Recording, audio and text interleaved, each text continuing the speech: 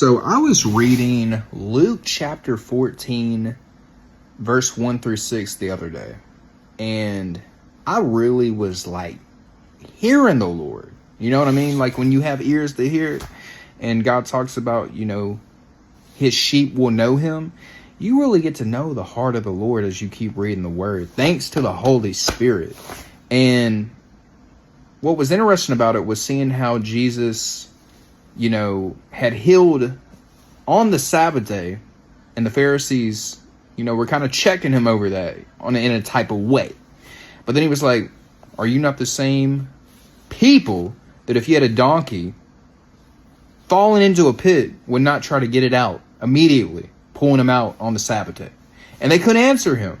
And it really stood out to me when reading this of like, the Sabbath day, clearly knowing you're no longer under the law, is the resting day. But it ain't going to change from if somebody is needing help or if there's any type of compassion that comes from having a change of heart and it produces you into doing something, say on the Sabbath day. There is nothing wrong with that. The same thing with like food or anything that you're in need of and it's the Sabbath day. Like, God ain't going to be like, you can't eat. It's the Sabbath day, so don't eat. You know what I'm saying?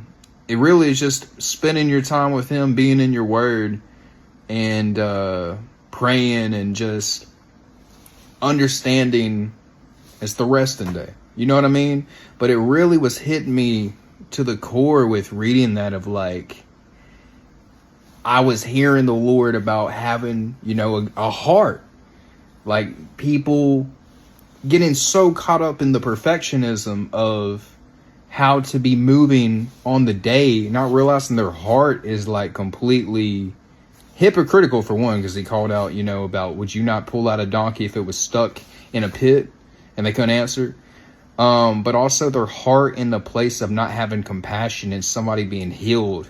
Like where's your heart at when somebody's needing to be healed? I was just reading the other day, I made a video about it. Y'all can check out the reel after this video, where it talked about a man who among thieves was left for dead. But then one of these great Samaritans decided to help the man who was left for dead, heal him, bandage him up, take care of him. And then Jesus, it was a parable, he mentioned on how as that person showed mercy is how you should show mercy to your neighbor. It's love your neighbor as yourself. It's showing mercy and compassion. And the whole heart of the gospel is compassion, for real.